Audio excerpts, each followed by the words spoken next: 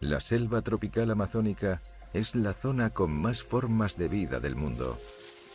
Aquí, el sol ecuatorial provoca la mayor explosión de diversidad y abundancia del planeta. En esta selva viven los reyes de la tierra y el agua de Sudamérica. Y está repleta de sigilosos asesinos. Un excepcional primate de cara roja, una vaca marina y una especie de delfín a cientos de kilómetros del mar. Todos ellos llevados al extremo para encontrar formas de comer y evitar ser comido. Esto es el Amazonas. Los secretos naturales del Ecuador, el Amazonas. Situada en el Ecuador, se encuentra la mayor selva tropical del mundo, el Amazonas. El sol ecuatorial es el que impulsa a este gigante. Estamos en el momento álgido de la estación seca y el Amazonas se encuentra en su nivel más bajo.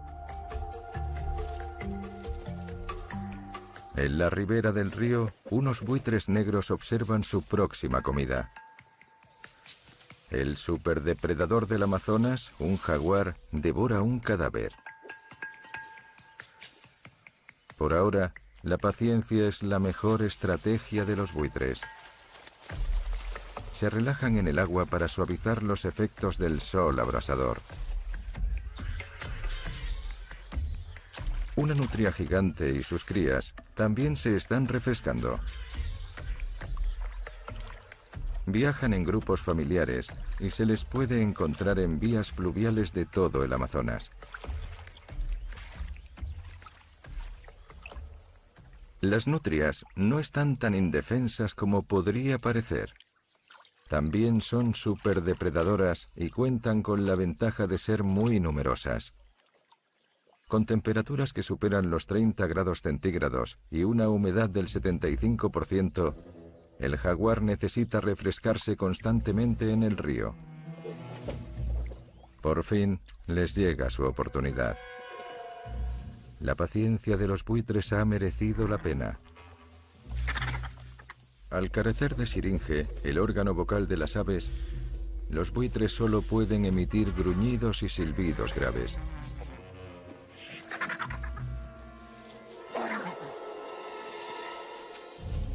Pero el dueño del cadáver no ha terminado de cenar aún.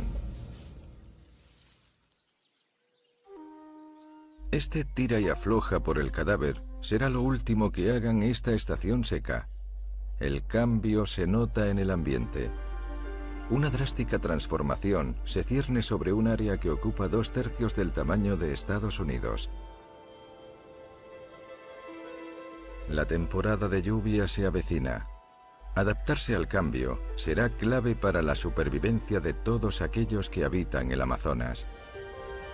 En esta parte de la selva se acumulan nubes de tormenta en noviembre, pero la historia de estas nubes comienza a miles de kilómetros de distancia, en el Océano Atlántico. La brutal intensidad del sol ecuatorial evapora el agua de la superficie. El aire cálido puede transportar una gran cantidad de humedad. En el Ecuador, los constantes vientos del este transportan ese aire hacia el Amazonas. La selva tropical se encuentra entre el Atlántico y la infranqueable barrera de 6.000 metros de altura de los Andes. Cuando el aire cálido y húmedo impacta en las montañas, se ve forzado a elevarse donde la humedad se concentra y cae en forma de lluvia.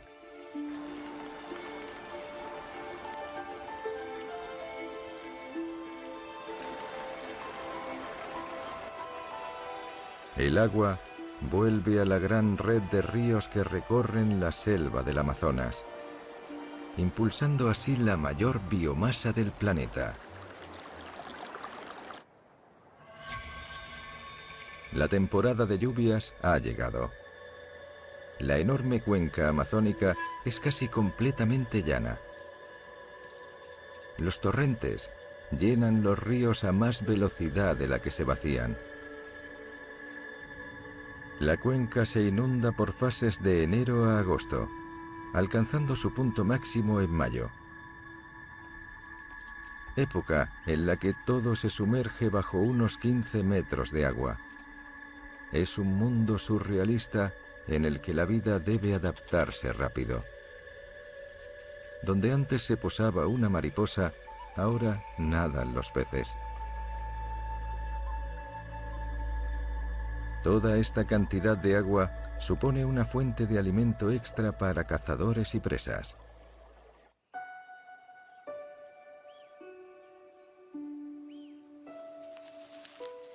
Puede que el jaguar sea el rey de la selva, pero debe rendirse ante la subida del caudal.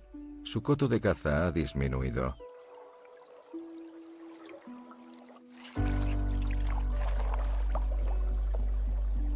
Las nutrias gigantes se coronan ahora como las superdepredadoras de la zona, ya que sus oportunidades de caza han aumentado drásticamente.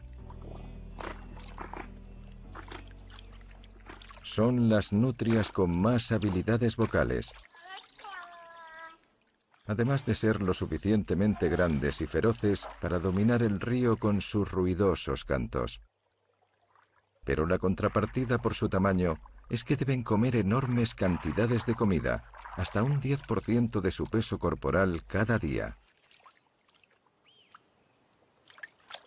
Afortunadamente, la abundancia está por todas partes en el Ecuador. Los miles de kilómetros cuadrados de selva inundada obligan a muchas criaturas a reubicarse. Los insectos del suelo deben refugiarse en terrenos más altos y aclimatarse rápidamente a un hogar más precario, donde no es fácil adelantar a nadie. Cualquier lucha se detecta enseguida.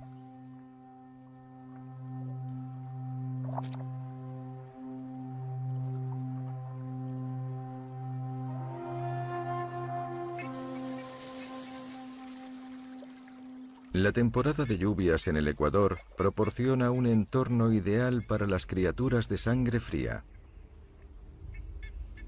El intenso y constante calor es perfecto para reptiles como el caimán, que al contrario que las criaturas de sangre caliente, no necesita quemar mucha energía para mantener su calor corporal.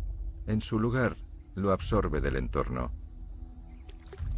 Los caimanes, los depredadores más grandes del Amazonas, pueden alcanzar los 6 metros de largo.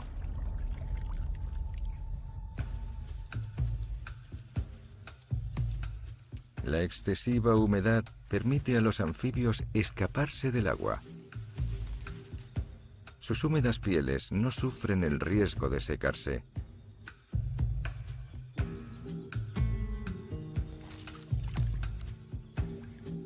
Pero abandonar las pozas los hace vulnerables a los depredadores terrestres, especialmente a los sigilosos reptiles. Os presentamos a la cascabel muda, una de las víboras venenosas más largas del Nuevo Mundo.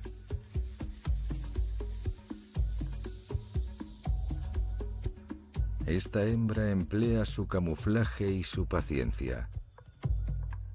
Puede permanecer inmóvil durante semanas, mientras espera para encontrar una comida.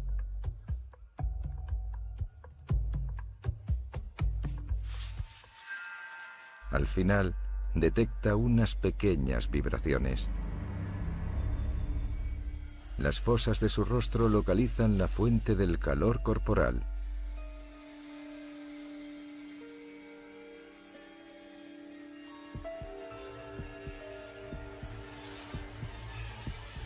Un ser humano tiene un 50% de posibilidades de sobrevivir al mordisco de una cascabel muda. Este roedor no tiene ninguna.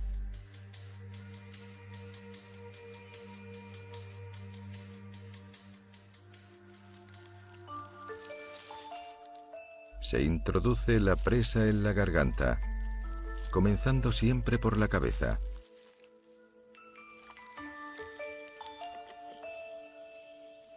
Tras digerirla un rato, repta hacia una ubicación muy importante.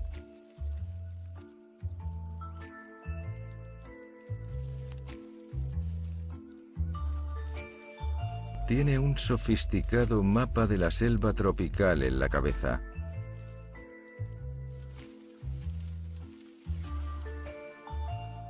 Sabe exactamente dónde va.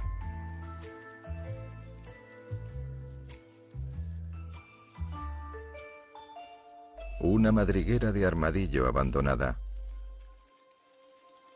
No ha venido a comer, sino a refugiarse.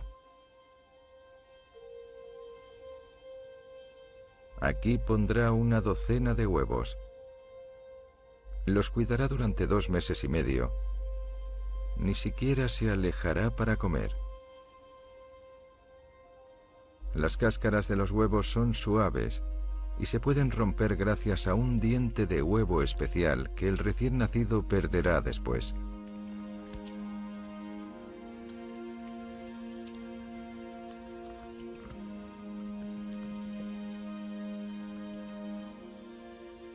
Tras nacer, la madre dejará que sus pequeños se defiendan por sí mismos.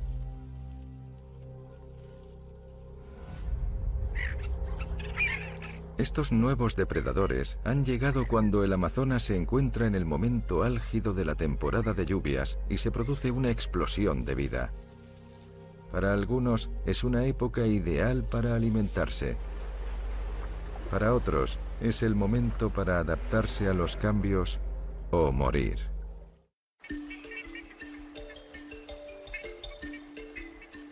El Amazonas está ahora en el momento álgido de la temporada de lluvias. Las zonas cercanas a los ríos que antes eran amplias llanuras de hierba, ahora están bajo 12 metros de agua. Las últimas inundaciones importantes se producen en junio y julio, y juntas abarcan un área mayor que la del Reino Unido. Su peso provoca que una parte considerable de Sudamérica se hunda algunos centímetros. No solo los animales tienen que adaptarse a la inundación, las plantas tienen que sobrevivir también. Algunos árboles se anclan al suelo usando raíces tabulares que crecen como el armazón de una carpa para aportar apoyo en el agua y los suelos pobres en nutrientes.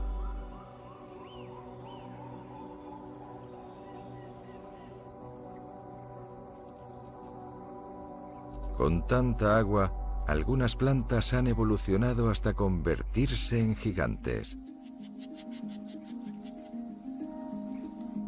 Las victorias amazónicas dominan rápidamente la estancada superficie. Pueden llegar a medir más de 2 metros de diámetro, lo que deja atrás a todos sus competidores. Se estiran lo máximo posible para absorber el calor del sol ecuatorial.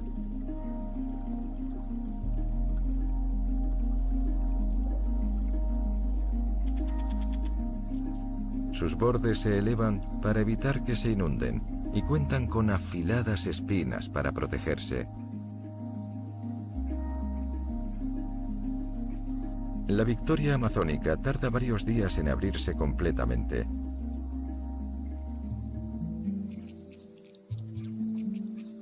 La lechuga de río cuenta con una estrategia diferente para dominar el río. Se multiplica a un ritmo espectacular.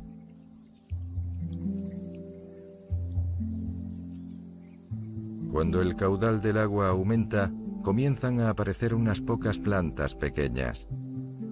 Pronto estas plantas se duplican una y otra vez hasta que en unas pocas semanas cubren un área enorme.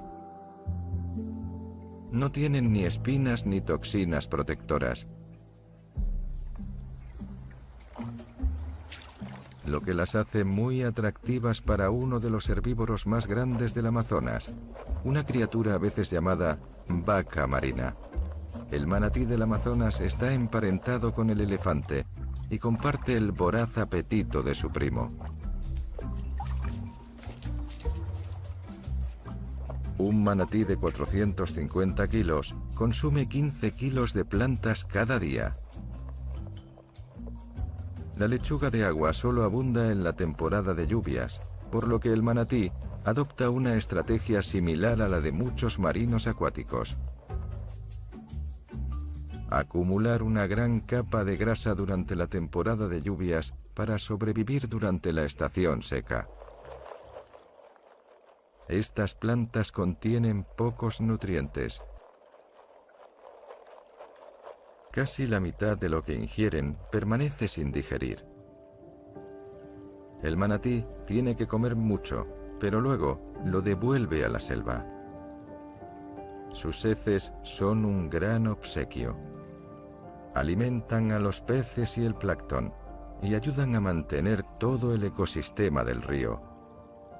Además de su poder nutritivo, las heces crean huecos en la capa de plantas flotantes que permiten al calor y la luz del sol ecuatorial penetrar en ellas.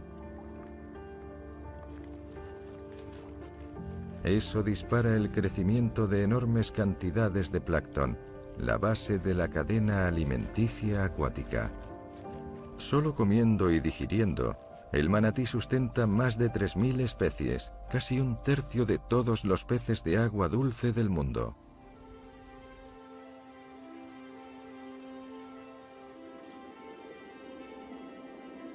Entre esos peces hay especies muy bonitas, como el tetra cardenal o el pez ángel. Y también hay especies extrañas, como el pez hacha que ronda por la superficie, o una gran cantidad de peces gato. Sus bigotes les ayudan a detectar comida en aguas turbias. Esos quimiorreceptores implican que pueden oler y saborear cualquier sustancia química en el agua. El pez hoja es un maestro del camuflaje. Pero su camuflaje cuenta con una doble ventaja. Al ir a la deriva como una hoja caída, no solo se esconde de sus enemigos, también se oculta de sus presas. Una vez que ya está cerca de su víctima, el pez hoja crea un vacío extendiendo su boca protráctil y succionando después. Esta enorme llanura aluvial no siempre ha desembocado en el Atlántico. En un momento dado tomó un camino muy diferente.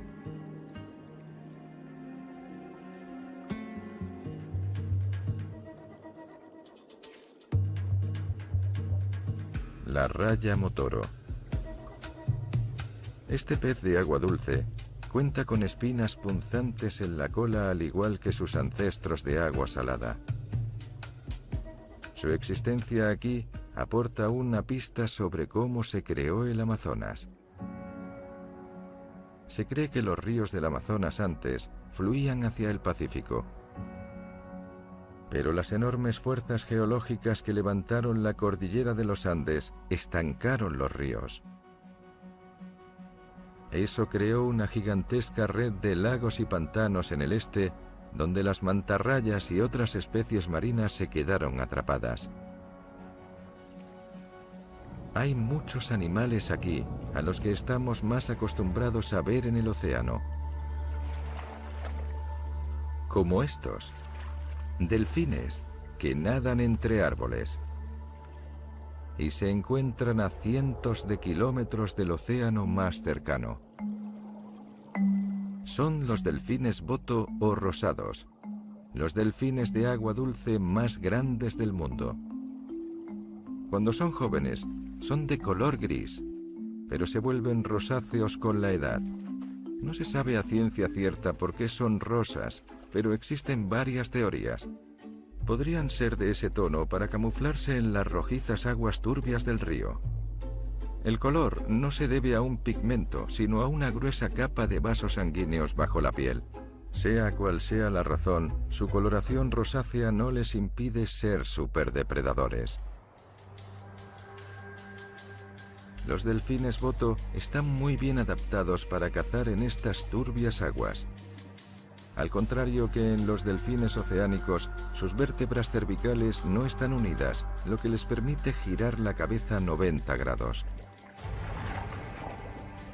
Sus aletas son alargadas y tienen forma de remo, lo que les aporta una capacidad de maniobra excepcional en la inundada selva.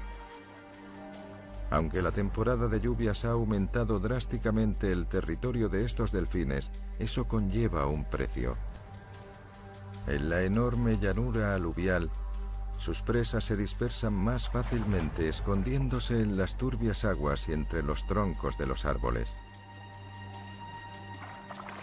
Pero al igual que sus ancestros oceánicos, los delfines rosados también tienen ecolocalización. El gran bulto de sus cabezas alberga un órgano llamado melón. Centra el sonido como una lente para ayudar al delfín a cazar y orientarse.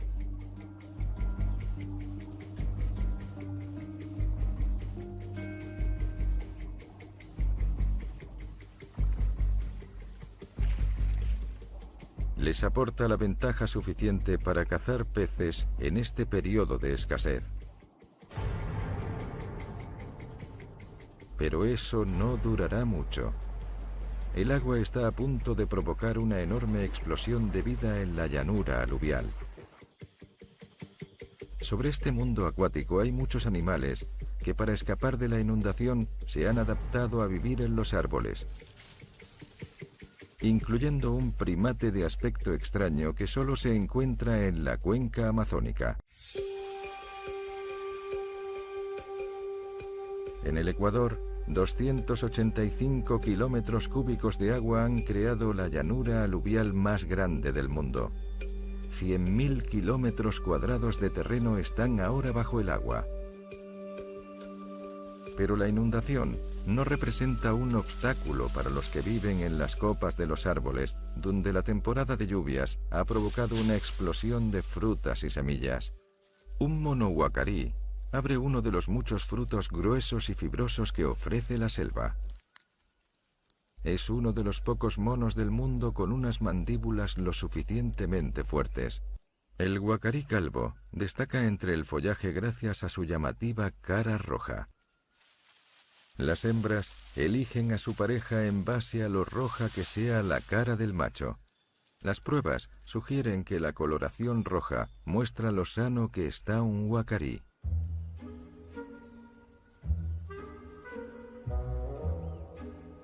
En el suelo de la selva, un agutí sigue el rastro de los monos en las alturas. Está esperando por si al huacarí se le cae accidentalmente algún fruto. El agutí es un tipo de roedor lejanamente emparentado con las cobayas. Ha encontrado una de sus comidas favoritas, una nuez de Brasil. La vaina que la rodea es tan dura que el agutí es una de las pocas criaturas que puede abrirla gracias a sus afilados incisivos.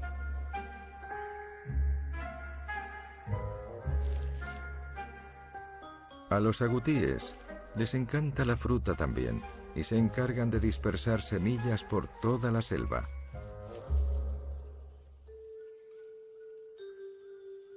Otro mono que aprovecha la abundancia de frutas y semillas de la zona es un tití de vientre rojo.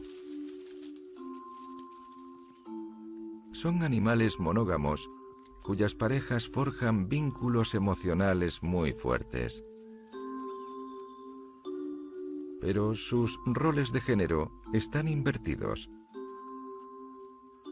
El macho es el principal cuidador de las crías durante sus primeros 6 meses de vida, mientras que la hembra solo les da de mamar.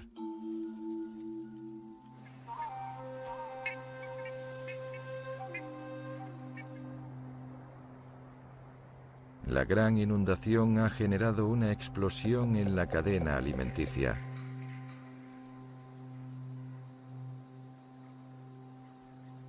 Las lluvias han arrastrado enormes cantidades de nutrientes a los crecidos ríos.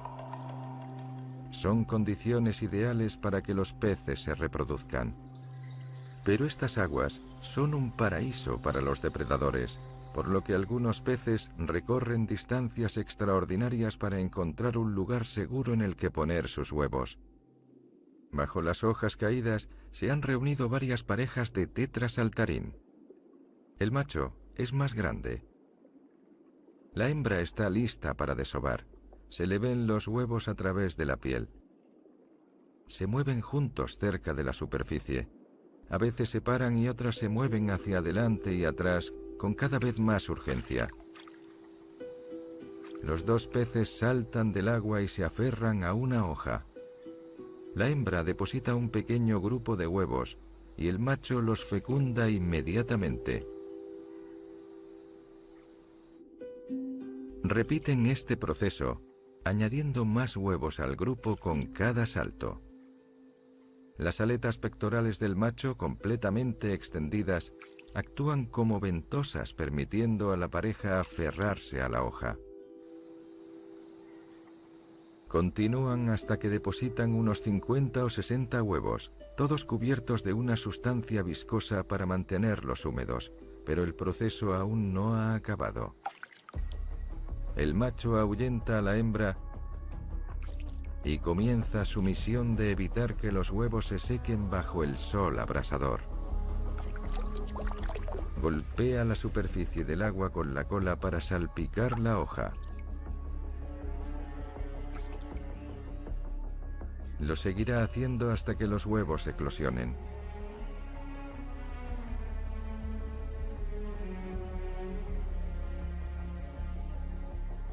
Al día siguiente, ya se les han formado los ojos.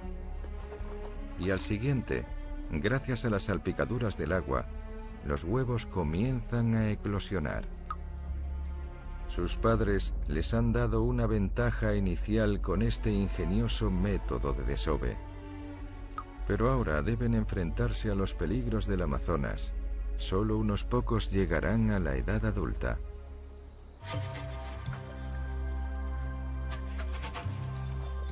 Cinco meses después del inicio de la temporada de lluvias, vuelve una época más seca.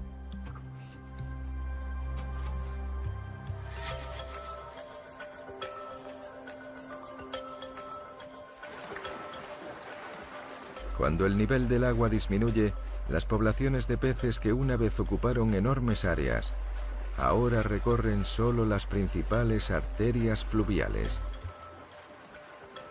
Pero este banco de peces no está contento. Sus movimientos en la superficie son un síntoma de lo que ocurre debajo. Los delfines boto están sacando el máximo partido a esa concentración de presas. Trabajan juntos para conducirlos hasta zonas menos profundas. Los peces cuentan con una clara desventaja. La vista es su principal sentido, y también necesitan extraer oxígeno del agua repleta de barro. Mientras que los delfines usan su ecolocalización y respiran aire. Se dan un gran festín.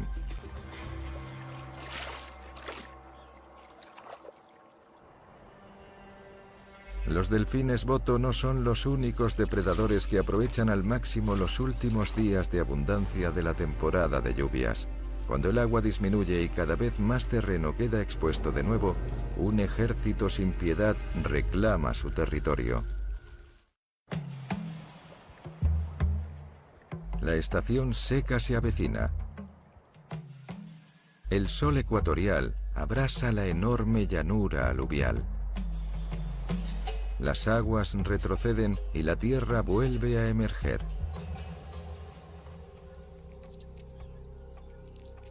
A pesar de las sombras, la intensidad del sol sigue manteniendo las temperaturas alrededor de los 30 grados.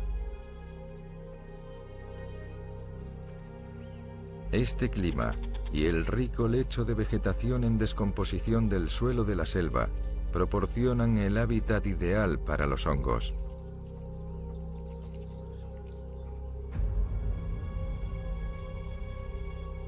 Casi invisibles a simple vista, los hongos solo se manifiestan cuando brotan sus cuerpos fructíferos, lo que llamamos champiñones, que producen enormes cantidades de esporas para reproducirse. Este reino de organismos mayoritariamente microscópicos están más emparentados con los animales que con las plantas. Desempeñan un papel crucial a la hora de descomponer la vegetación muerta y devolver esos nutrientes a la selva. Obviamente, los propios hongos también se convierten en alimento para otras criaturas, como por ejemplo estas larvas de escarabajo. Encontrar los hongos no es un problema para las larvas. Sus padres les muestran el camino. El constante ciclo de la vida permite a la selva sustentar una increíble cantidad de insectos.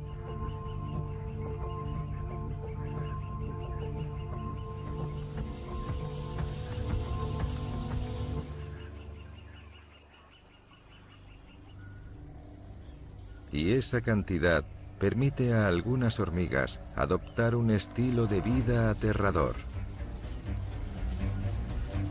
Ejércitos de hormigas guerreras recorren el suelo de la selva.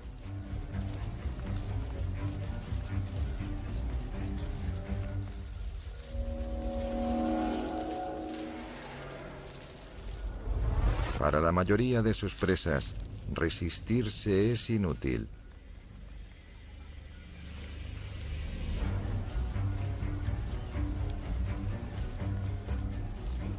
Ni las temibles avispas en las copas de los árboles son rivales para las hormigas.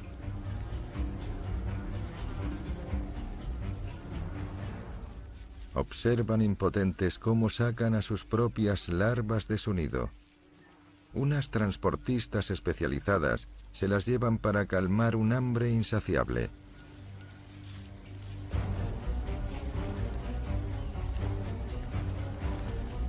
Una colonia entera de hormigas guerreras puede consumir decenas de miles de presas cada día.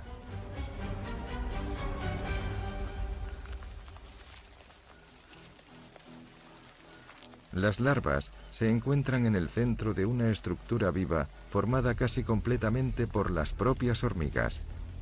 Se unen las unas a las otras con sus garras. El Amazonas contiene una gran cantidad de biomasa, pero la táctica de tierra quemada de las hormigas implica que la colonia no puede permanecer en un mismo sitio mucho tiempo. Deben trasladarse ya para alimentarse.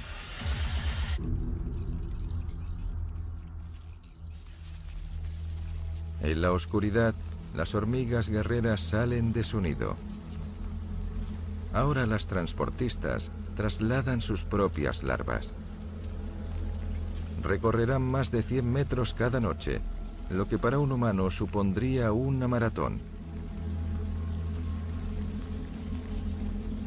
Prácticamente ciegas, se comunican mediante el tacto y complicadas señales químicas. De alguna manera, reciben el mensaje de que es hora de formar un nuevo vivac o nido viviente.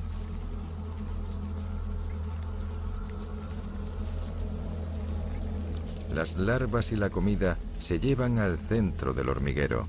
A eso se le llama comportamiento legionario y se ve casi exclusivamente en los trópicos, donde la cantidad de presas es lo suficientemente alta como para resistir tanta masacre. Cuando la estación seca se intensifica, la carnicería también. Los que se beneficiaban de tanta agua ven cómo ahora se cambian las tornas.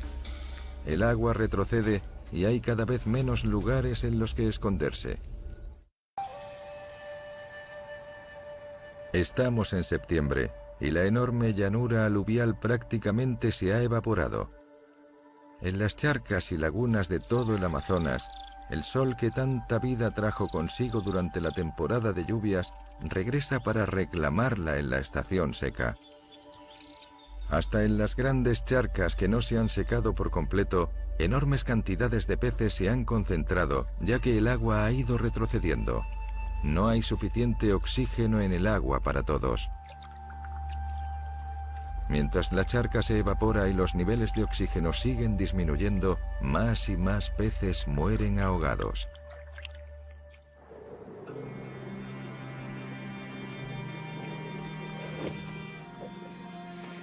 Los buitres negros se dan un gran festín.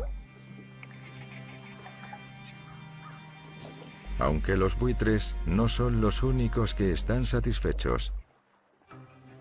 Este caimán también aprovecha al máximo la abundancia de peces atrapados.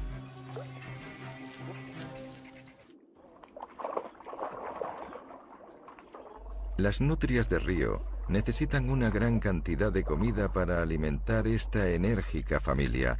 Cazarán en una charca hasta dejarla vacía y luego buscarán la siguiente. Al igual que todas las nutrias, las gigantes pasan mucho tiempo aseándose. Normalmente, lo primero que hace una nutria al salir del río es quitarse el agua del pelaje para secarse lo máximo que pueda en el menor tiempo posible. Eso es vital para el cuidado de su pelaje. El aseo también es un elemento importante para estrechar vínculos sociales. Es habitual que dos nutrias se aseen la una a la otra. Tras un trabajo bien hecho, es hora de descansar. Pero no todos van a relajarse.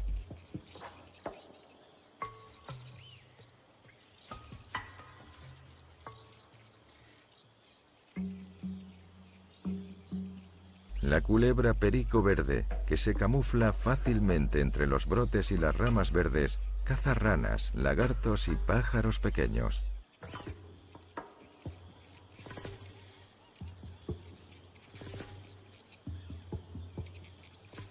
Sus cuerpos largos y delgados les permiten desplazarse sin problemas de un árbol a otro pasando desapercibidas.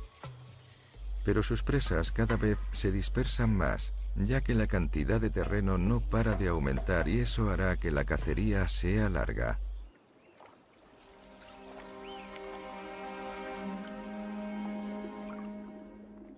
El manatí del Amazonas también encuentra poca comida en la estación seca. Los gigantescos jardines flotantes han desaparecido. Pero los festines que se dio durante la temporada de lluvias lo han preparado para la estación seca. Ha llegado el momento de vivir de sus reservas de grasa. Este manatí necesitará más que la mayoría. Su hinchado vientre revela que quizá necesite reservas para dos. Dará a luz cuando vuelvan las lluvias. Pero el manatí no es el único que tiene dificultades en esta época.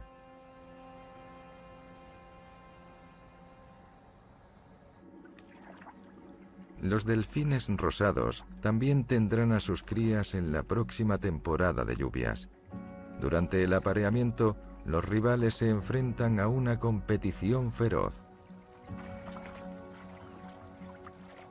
Los machos cortejan a las hembras de una forma única.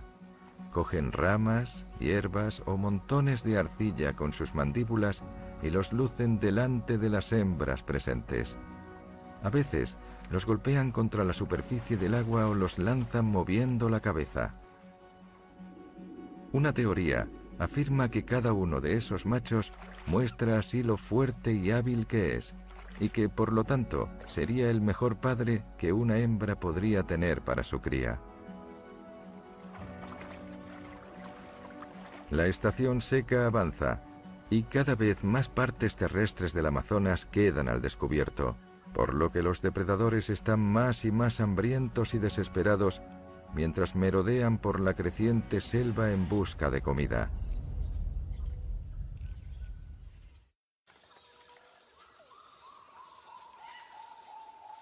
Para los superdepredadores terrestres como el jaguar, sus presas terrestres se dispersan ahora más en la enorme selva amazónica.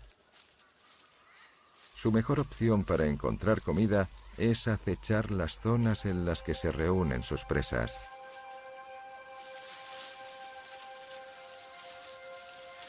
Los monos araña parecen seguros en las copas de los árboles, pero cada semana aproximadamente su dieta basada en frutas les obliga a bajar al suelo. En el suelo de la selva hay una colpa o zona salada. Es como un oasis en el desierto.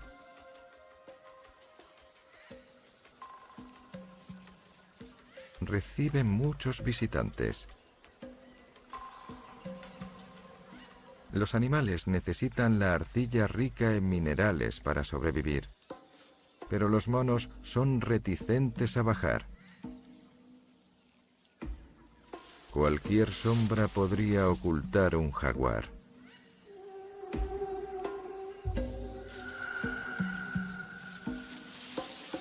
Los monos hacían bien en estar alerta, pero no es un jaguar, es un ocelote. A pesar de ser la mitad de grande que un jaguar, sigue siendo una amenaza.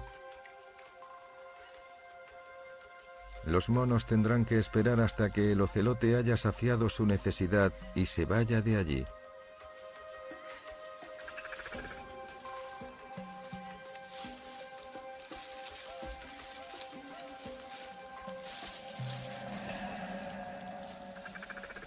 La colpa ya parece segura.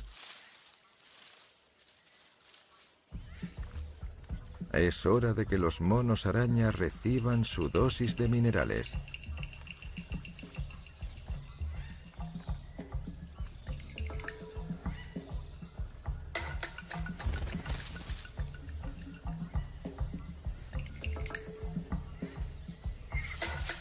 Otro peligro.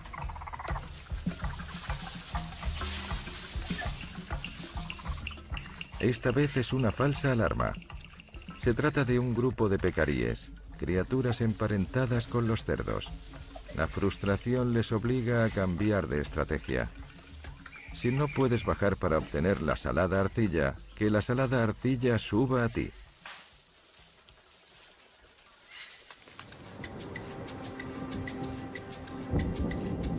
Estamos en noviembre y el Amazonas está a punto de transformarse.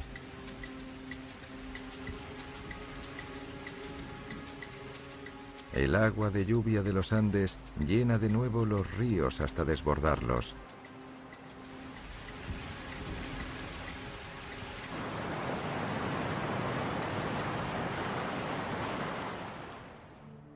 La llanura aluvial más grande del mundo ha vuelto.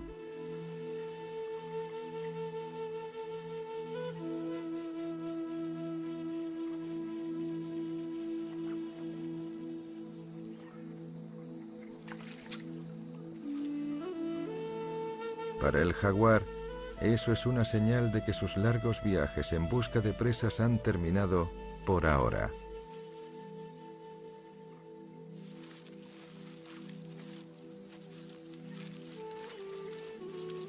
Al quedar confinado en el terreno que la inundación no ha cubierto, el rey del Amazonas lo tendrá más fácil para cazar.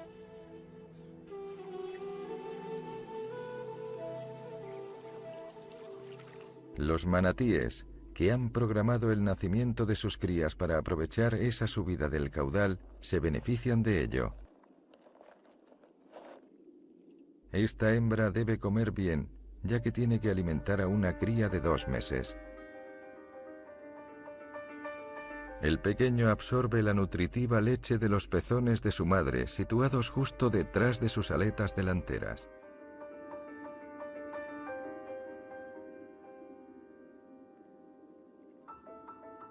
Los manatíes, al igual que miles de especies, han encontrado formas de adaptarse a la gran inundación del Amazonas, el fenómeno anual que impulsa una de las transformaciones del paisaje más drásticas del mundo.